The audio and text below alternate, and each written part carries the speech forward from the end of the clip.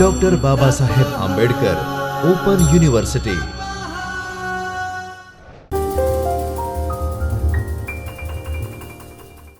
નમસ્કાર. Doctor Baba Saheb Ambedkar open યુનિવર્સિટીના ચૈતન્ય સ્ટુડિયોમાં આપ સૌનું હાર્દિક સ્વાગત છે. હું ડૉક્ટર મીના રાજપૂત, બીએડ વિભાગના પેપર ES વિષય 118 મેથડ ઓફ કોમર્સના બ્લોક નંબર 1 વિશે આજે આપણે ચર્ચા કરીશું. તેમાં જોઈએ 2.5ના મુદ્દામાં ઉચ્ચતર માધ્યમિક કક્ષાએ વાણિજ્ય શિક્ષણના ઉદ્દેશોમાં આપણે આગળ વધીએ તો ઉચ્ચતર માધ્યમિક કક્ષાએ અભ્યાસની વિદ્યાર્થીઓના ઘણા ધ્યેયો અને ઉદ્દેશોથી પ્રાપ્ત કરે છે. 2 વર્ષના માધ્યમિક કક્ષાએ વાણિજ્યના અભ્યાસથી પાયાનું જ્ઞાન અલ્પ પ્રમાણમાં એ મેળવી શકે છે અને વિશેષ જ્ઞાન મેળવવાનો જિજ્ઞાસા સાથે વિદ્યાર્થીઓમાં એક આશાનું બીજનું રોપણ થાય છે. વાણિજ્યનો વિદ્યાર્થી વાણિજ્યના અભ્યાસ પછી વાણિજ્યની જે આંટીઘૂંટી છે એ સફળતાપૂર્વક ઉકેલી શકવાની એનામાં ક્ષમતા આવે છે અને પોતાની જે આવક બચતના જે દ્વારા એ જીવનનો નિર્વાહ આયોજનપૂર્વક અને ગણતરીઓથી સારી રીતે પાર પાડી શકે છે. જવાબદાર નાગરિક બનવા માટે રાષ્ટ્ર પ્રત્યેના મૂલ્યોનું સિંચન અને આચરણ તેમજ નિયમ પાલન, સમય પાલન, કાર્યકુશળતા, કૌટુંબિક જવાબદારી, સામાજિક જવાબદારી, રાષ્ટ્ર પ્રત્યેની લાગણી વગેરે જેવા મૂલ્યો વાણિજ્યના જ્ઞાન દ્વારા મેળવવામાં આપણને મદદરૂપ બને છે. વ્યક્તિ વાણિજ્ય વિષયક વ્યવહારોની જે મુશ્કેલીઓ છે એ વાણિજ્યના જ્ઞાન દ્વારા એ સરળતાથી તેને સમજી શકે છે અને ઉકેલી શકે છે. તેમજ તેને લગતા કાયદા, કાનૂન, સૈદ્ધાંતિક જ્ઞાનને લીધે ધંધા, વેપાર એ સફળતાપૂર્વક અને પ્રગતિથી આગળ વધારી શકે છે. વ્યક્તિ એ સામાજિક પ્રાણી છે. તે સમાજની વચ્ચે રહે છે. તેને યોગ્ય સમયે સંસ્કારો, મૂલ્યો, વ્યવહારો, આર્થિક, બિનઆર્થિક દરેક બાબતોની સમજ અને સારી ટેવોનું નિર્માણ સમયે સમયે થવું ખૂબ જરૂરી છે, જેની સારી અસર તેના અભ્યાસ અને જીવન પર સારી કરે અને સમયાંતરે યોગ્ય માર્ગદર્શન વાલીઓ દ્વારા, શિક્ષકો દ્વારા તેમજ શાળાકીય પ્રોગ્રામ દ્વારા કરવું જોઈએ. તેની અસર વિદ્યાર્થીઓ પર હકારાત્મક રીતે પડે છે અને તેની ઊંડી અસર જણાય છે. વ્યક્તિના જીવનમાં જ્યારે તે સવાર ઉઠે છે ત્યારથી જ એ વસ્તુના ઉપયોગથી તેનો દિવસ ચાલુ થાય છે. તે બાબતે રોજબરોજના આર્થિક વ્યવહારોના સંદર્ભમાં કુશળ ઉપભોક્તા બનવો જોઈએ. વસ્તુની ખરીદીમાં ખાસ તકેદારી રાખવી, તેની ગુણવત્તા વગેરે બાબતોની તેની ચકાસણી કરવી તે ખૂબ જ જરૂરી છે. જેવી કે MRP, ISI mark, manufacturing date, expiry date જેવી આ બધી ચીજ વસ્તુમાં ઉપયોગમાં લેવાતી વસ્તુઓનું પ્રમાણ, એની ટકાવારીમાં વગેરે બાબતોનું વસ્તુની ઉપયોગી થાય એ પહેલાં એનું ધ્યાન રાખવું ખૂબ જરૂરી છે. દવાઓની બાબતમાં ઘણીવાર તેના આપણને ગંભીર પરિણામો સાંભળવા મળ્યા છે અને અનુભવ્યા છે. તો આ બધી બાબતની કાળજી રાખવી એ જ ઉપભોક્તાની કુશળતા ગણવામાં આવે છે. જે વાણિજ્યના જ્ઞાનનો આભાર માની રહી. વ્યક્તિની કૌટુંબિક સામાજિક જવાબદારી ભાવનાનો વિકાસ થવો એ પણ ખૂબ જરૂરી છે. સ્તરે. જ્યારે વ્યક્તિગત રીતે સમગ્ર જવાબદારીનો અનુભવ થાય છે, જેના કારણે તેનામાં જવાબદારીની ભાવનાનો વિકાસ થવો એ ખૂબ જરૂરી છે. તો વાણિજ્યના શિક્ષણ મેળવ્યા બાદ કેટલાક વ્યવહારો એવા હોય છે જે તેનામાં અંગત જીવનમાં તેની ખૂબ અસરો પડે છે અને તેને તે વખતે મુશ્કેલીમાં ઉપયોગી બની શકે છે. જેમ કે બેંકમાં ખાતું ખોલવું, ચેક લખવો, સ્લીપ ભરવી, શેર માટે ફોર્મ ભરવું, ડીડી કઢાવવો, ખરીદીનું bill, light bill, phone bill, delivery challan વગેરે અભ્યાસ દ્વારા તે પ્રાથમિક માહિતી મેળવી અને તેનો અનુભવ લેવાથી તેઓ આ બધા વ્યવહારો ખૂબ જ સરળતાથી કરવાની એક ક્ષમતા તેનામાં આવે છે, વિશ્વાસ આવે છે. ઉચ્ચતર માધ્યમિક કક્ષાએ વિદ્યાર્થીઓ નાણાંના યોગ્ય ઉપયોગ કરી પ્રામાણિકતાના ગુણોનું સિંચન કરે છે. ખોટા ખર્ચા ઉપર નિયંત્રણ રાખવાના ગુણોનો વિકાસ થાય છે. વાણિજ્યના શિક્ષણ દ્વારા એ પણ શીખવા મળે છે કે પ્રામાણિકતા અને સત્યનો વિજય થાય છે.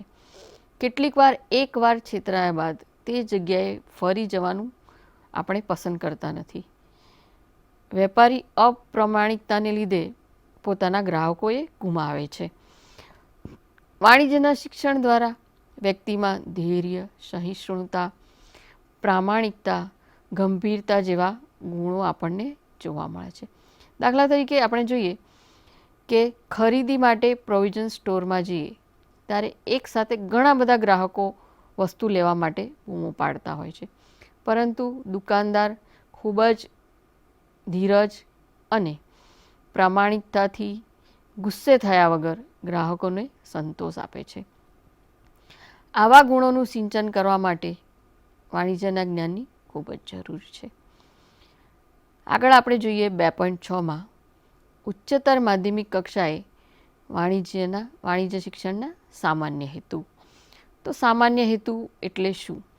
તો વાણિજ્ય શિક્ષકના સામાન્ય હેતુમાં આપણે જોઈએ તો શિક્ષણ એ સતત ચાલતી વિકાસની એક પ્રક્રિયા છે. આ પ્રવૃત્તિને વિકાસની પ્રક્રિયા બનાવવા માટે માહિતીસભર, ગુણવત્તા અને ભવિષ્યમાં ઉપયોગી શિક્ષણને સ્થાન આપવું ખૂબ જ જરૂરી છે.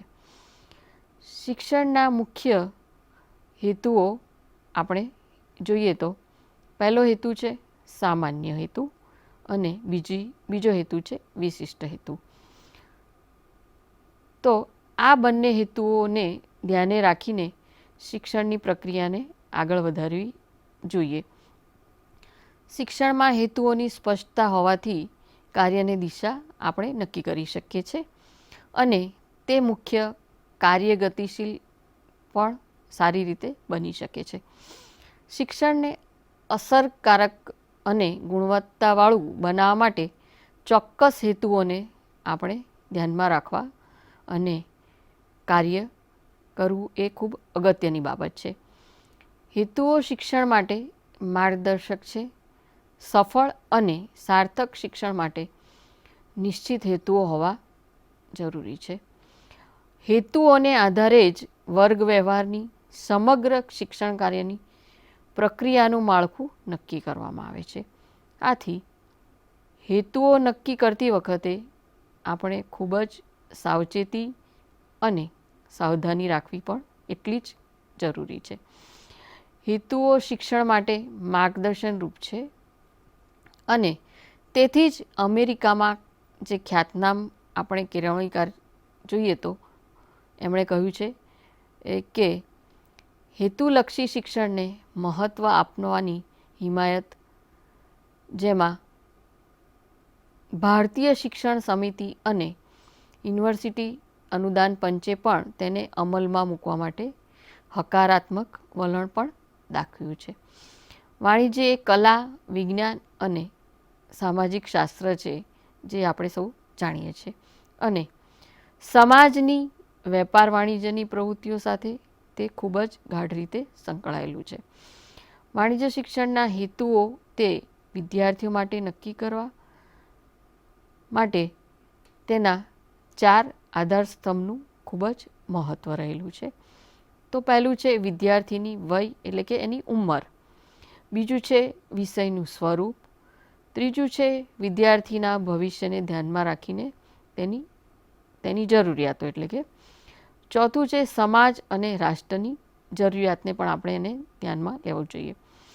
વિદ્યાર્થીની વય જોઈએ તો વાણિજ્યના હેતુઓ નક્કી કરવા માટેના પ્રથમ આધારસ્તંભ વિદ્યાર્થીની વય એટલે કે ઉંમર છે. વાણિજ્યનું શિક્ષણ ધોરણ 11 અને ધોરણ 12 વાણિજ્ય વિષય ધરાવતા વિદ્યાર્થીઓને આપવામાં આવે છે. આ ધોરણમાં અભ્યાસ કરતા વિદ્યાર્થીની ઉંમર લગભગ 10 વર્ષ કે 16 વર્ષ વચ્ચે આપણે જોઈએ છીએ. શિક્ષણની અસરકારકતા તેના શારીરિક ઉંમર અને માનસિક ઉંમરને ધ્યાનમાં રાખીને તેને લગતા હેતુઓ નક્કી કરવા જોઈએ, એ ખૂબ જરૂરી છે. વિષયનું સ્વરૂપ કેવું હોવું જોઈએ તો હેતુઓ સાધ્ય છે, જ્યારે વિષયના મુદ્દાઓ એનું સાધન છે. સાધ્યની સફળતાનો આધાર સાધન પર રહેલો છે. આથી હેતુઓ નક્કી કરતી વખતે વિષયના સ્વરૂપને મુખ્ય આધારસ્તંભ તરીકે ગણવું એ પણ જરૂરી છે. હવે જોઈએ વિદ્યાર્થીઓની જરૂરિયાત. આજનો વિદ્યાર્થી ભવિષ્યનો રાષ્ટ્ર અને સમાજનો એક નાગરિક છે. આ દરેક બાબતોને ધ્યાનમાં રાખીને તેના હેતુઓ નક્કી કરવા જોઈએ. આજે વિશ્વ સ્તરે અને રાષ્ટ્રીય સ્તરે વાણિજ્યના બહોળા વિકાસને આપણે જોઈએ છીએ તેમ વિશ્વ એક વાણિજ્યમય બની ગયું છે. વાણિજ્યનું શિક્ષણ એવા હેતુસર મેળવે છે કે ભવિષ્યમાં દરેક સ્તરે તેનો ઉપયોગ અને જરૂરિયાતોને સરળતાથી તે સંતોષી શકે. ત્યારબાદ છે છેલ્લું સમાજ અને રાષ્ટ્રની જરૂરિયાત. આજનું શિક્ષણ અને શિક્ષણ પદ્ધતિ આર્થિક બાબતોનું ને ધ્યાનમાં રાખીને કરવામાં આવે છે. શિક્ષણ વ્યક્તિ, સમાજ અને રાષ્ટ્રની ઉપયોગિતા માટે આપવામાં આવે છે, જેનાથી રાષ્ટ્રને કુશળ ઉત્પાદકો, વ્યવસ્થાપકો, વેપારીઓ, ગ્રાહકોની જરૂરિયાતને ધ્યાનમાં રાખીને જ હેતુઓ નક્કી કરવા જોઈએ. વ્યક્તિગત, સામાજિક અને રાષ્ટ્રની જરૂરિયાત પણ વાણિજ્ય શિક્ષણના હેતુઓનો એક આધાર સ્તંભ છે. હવે જોઈએ ત્યારબાદ વાણિજ્યના શિક્ષણના સામાન્ય હેતુઓ. આપણે વાણિજ્યનું શિક્ષણ વિદ્યાર્થીઓને હેતુઓ ધ્યાનમાં રાખીને આપીએ છીએ. શિક્ષણના આ હેતુઓ સામાન્ય હેતુ તરીકે ઓળખવામાં આવે છે. વિદ્યાર્થી મિત્રો, સામાન્ય રીતે વાણિજ્ય શિક્ષણમાં નક્કી કરેલા હેતુઓ એક પાઠ્યક્રમ પૂરતા મર્યાદિત હોતા નથી કે તે એક પાઠ્યક્રમ દ્વારા સિદ્ધ કરી શકાય નહીં કે થઈ પણ ન શકે. તો વાણિજ્યના સામાન્ય હેતુઓ જો આપણે નક્કી કરવામાં આવે તો સામાન્ય હેતુઓ એ કેવા પ્રકારના હોય છે તો એ જ્ઞાન, સમજ, ઉપયોગ અને કૌશલ્ય પર આધારિત હોય છે. વિદ્યાર્થીઓ વાણિજ્ય વિષયનું જ્ઞાન મેળવે ત્યારબાદ વિદ્યાર્થીઓ વાણિજ્ય વિષયના જ્ઞાનની સમજ કેળવે.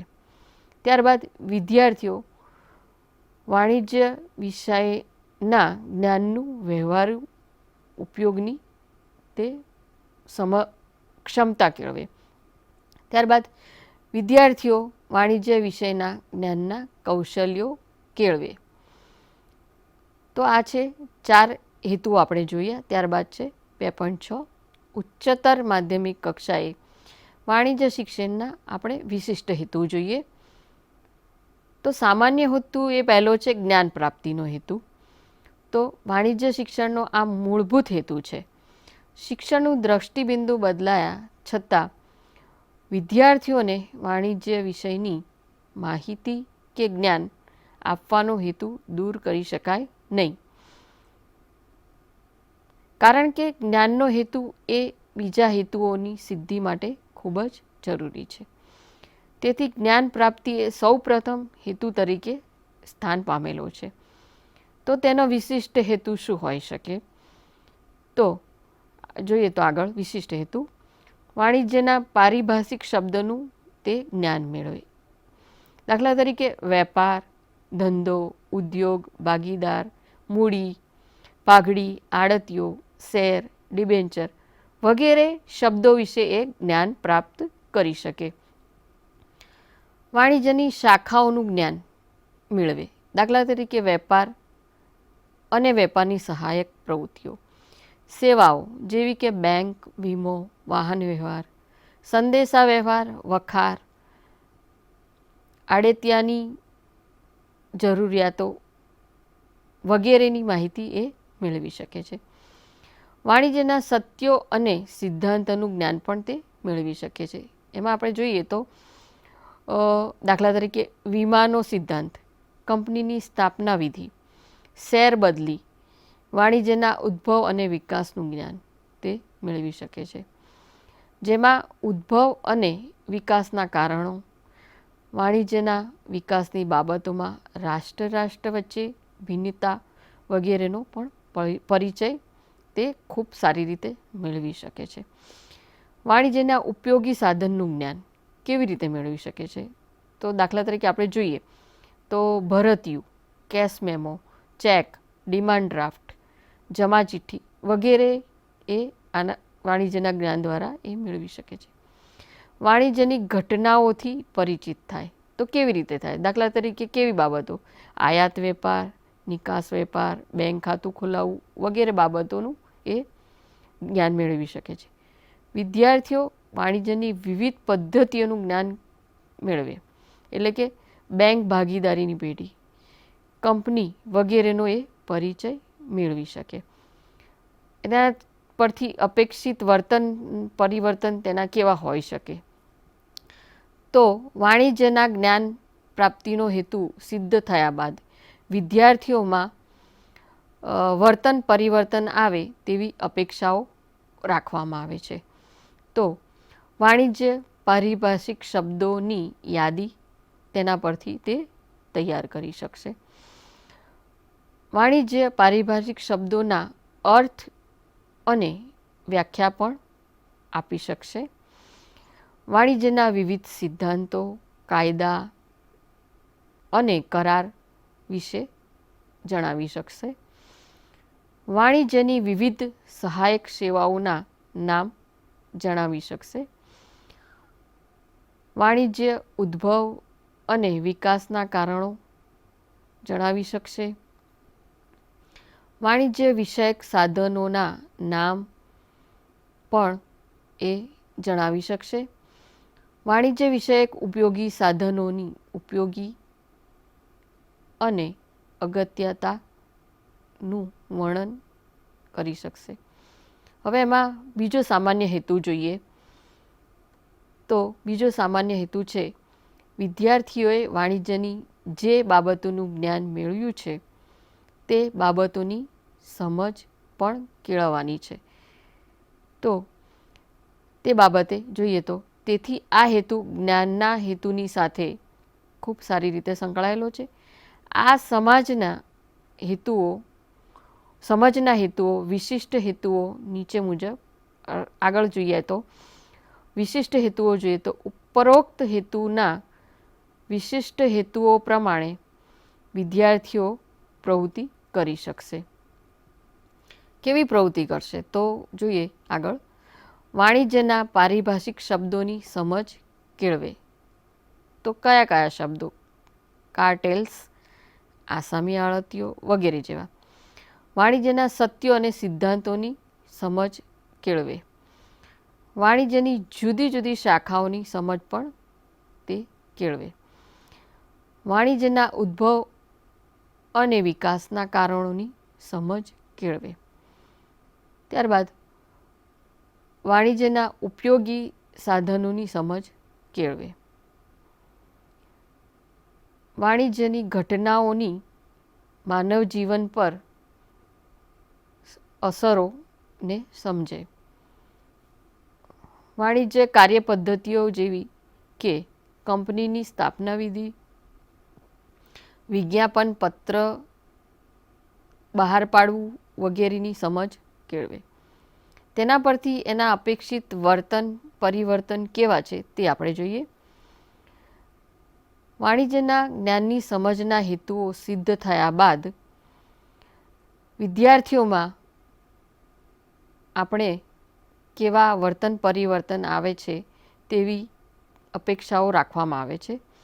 તો તેના બાદ તેઓ જુદા જુદા પારિભાષિક શબ્દોની વચ્ચે ભેદ પારખી શકે છે. દાખલા તરીકે બેરર ચેક અને ક્રોસ ચેક. જુદા જુદા પારિભાષિક શબ્દોની વચ્ચેનો સંબંધ કે મળતાપણું દર્શાવી શકે. તો કેવા? વેપાર અને વાણિજ્ય વચ્ચે. વાણિજ્ય પારિભાષિક શબ્દોને સ્પષ્ટ કરતું કોઈ એક ઉદાહરણ કે નમૂનો રજૂ કરી શકે. દાખલા તરીકે હુંડી, પ્રોમિસરી નોટ, ભરતિયું વગેરે.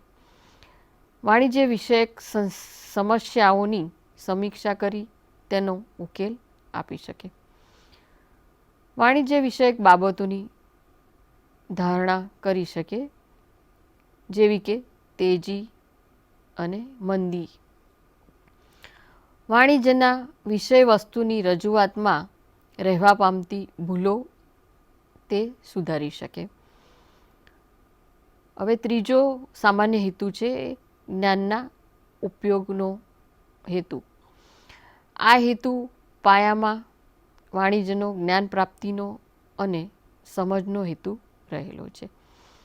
જ્ઞાન સમજ બાદ વિદ્યાર્થી ઉપયોગ કરી શકે છે તેનો, અને જ્ઞાનનો ઉપયોગ ન કરે તો શિક્ષણની પ્રક્રિયા અધૂરી ગણાય. આથી આ હેતુ ખૂબ મહત્ત્વનો છે. તો તેમાં આપણે વિશિષ્ટ હેતુ જોઈએ. તો વિશિષ્ટ હેતુ પ્રમાણે વિદ્યાર્થીઓ પ્રવૃત્તિ કરી શકશે. તો કેવી કેવી પ્રવૃત્તિ કરી શકશે? તો વિદ્યાર્થીઓ ધંધાદારી સ્થાપનાનું વર્ગીકરણ કરે, ઉદ્યોગના પ્રકારો ઓળખે, વ્યવહારના પ્રકારો, વીમાના પ્રકારો વગેરેનો એ ભેદ તારવી શકે. વિદ્યાર્થીઓ બેંકમાંથી નાણાંનો ઉપાડ કરે, બેંક ખાતું ખોલાવે, વાણિજ્ય પારિભાષિક શબ્દોનો વ્યવહારમાં યોગ્ય ઉપયોગ કરે. વાણિજ્ય જ્ઞાનનો વ્યવહારમાં ઉપયોગ કરી કુશળ વેપારી કે વ્યવસ્થાપક થવામાં તેનો ઉપયોગ કરી શકે. રાષ્ટ્રની સમૃદ્ધિ વધારવામાં વાણિજ્યનો જ્ઞાનનો ઉપયોગ કરે. તેના પરથી અપેક્ષિત વર્તન પરિવર્તન વિદ્યાર્થીમાં કેવું આવે છે તે જોઈએ. વાણિજ્યના જ્ઞાનના ઉપયોગનો હેતુ સિદ્ધ થયા બાદ વિદ્યાર્થીઓમાં કેવું પરિવર્તન આવે છે તેની અપેક્ષા રાખવામાં આવે છે. તો નવી ઉદ્ભવતી વાણિજ્ય વિષયક સમસ્યાનો ઉકેલ તે આપી શકશે.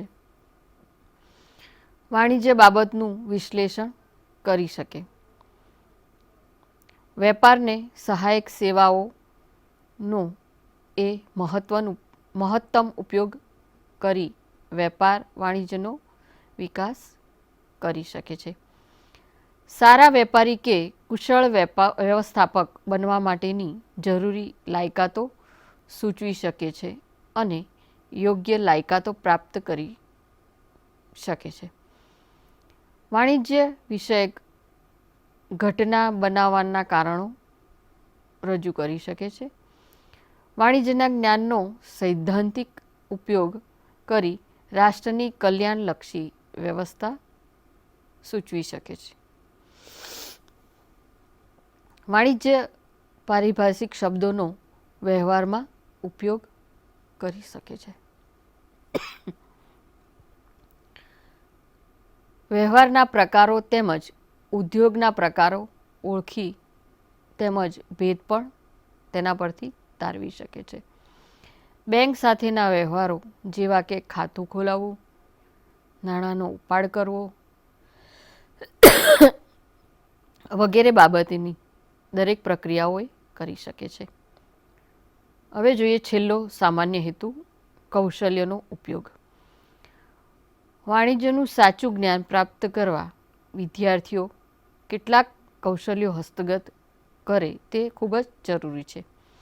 આ માટે શિક્ષકે શિક્ષણ કાર્યમાં શૈક્ષણિક સાધનો કે નમૂનાઓનો ઉપયોગ કરવો જોઈએ. આ બાબતને સાચા સ્વરૂપમાં ઓળખવા તેનું અર્થઘટન કરવું પણ જરૂરી છે. તો તેના પરથી આપણે વિશિષ્ટ હેતુ જોઈએ. તો સામાન્ય હેતુ પછી વિશિષ્ટ હેતુ કેવો હોય છે? તો વિદ્યાર્થીઓ કેવી પ્રવૃત્તિ કરશે સામાન્ય હેતુ મેળવ્યા બાદ? તો વિદ્યાર્થીઓ આકૃતિઓ, આલેખો, ચાર્ટ્સ, મોડલ્સ વગેરે તૈયાર કરવાનું કૌશલ્ય કેળવે તેનું અર્થઘટન કરી શકે. દાખલા તરીકે આવેદનપત્ર, શેર, પ્રમાણપત્ર, વીમા પોલિસી વગેરે. વાણિજ્યના દસ્તાવેજો, નમૂનાના ફોર્મ તૈયાર કરી શકે. વાણિજ્ય વિષયક બાબતોને લગતા કાર્ય માટેનું કૌશલ્ય કેળવે. વાણિજ્ય શિક્ષણના જરૂરી દ્રશ્ય શ્રાવ્ય સાધનોના ઉપયોગનું કૌશલ્ય કેળવે. વાણિજ્ય વિષયક માહિતી એકઠી કરે, પૃથ્થકરણ કરે તેમજ તારવણી કરી શકે. એમાં દાખલા તરીકે જોઈએ તો વીમાને લગતી, લોકોની સેવાઓને લગતી માહિતી, તેના પરથી તેઓમાં કેવા અપેક્ષિત વર્તન પરિવર્તન આવે છે તે આપણે જોઈએ. કૌશલ્યનો હેતુ સિદ્ધ થયા બાદ વિદ્યાર્થીઓમાં કેવા પ્રકારના વર્તન અને પરિવર્તન આવે છે તેવી આપણે શિક્ષક તરીકે અપેક્ષા રાખવામાં આવે છે. તો આકૃતિઓ, આલેખો, ચાર્ટ્સ, મોડેલ્સમાં રજૂ થયેલ બાબતોની તારવણી કરી તે બાબતોનું અર્થઘટન પણ કરી શકે. વાણિજ્ય વિષયક માહિતીને ચાર્ટ્સમાં રજૂ કરી શકે. વાણિજ્ય વિષયક દસ્તાવેજો તેમજ નમૂનાના ફોર્મ તૈયાર કરી શકે. આકૃતિઓ, આલેખો, ચાર્ટ્સમાં માહિતી રજૂઆતને લગતી ખામીઓ સુધારી શકે. વાણિજ્ય શિક્ષણ જે તે સમયે ઉપયોગમાં લીધેલા દ્રશ્ય શ્રાવ્ય સાધનોની યથાર્થતા બતાવી શકે. હવે પછી આપણે આ એકમનું સારાંશ જોઈએ. તો આ એકમમાં આપણે વાણિજ્ય શિક્ષણનું મહત્ત્વ, ધ્યેય, સામાન્ય હેતુઓ અને વિશિષ્ટ હેતુઓની વિશેની ચર્ચા કરવામાં આવી.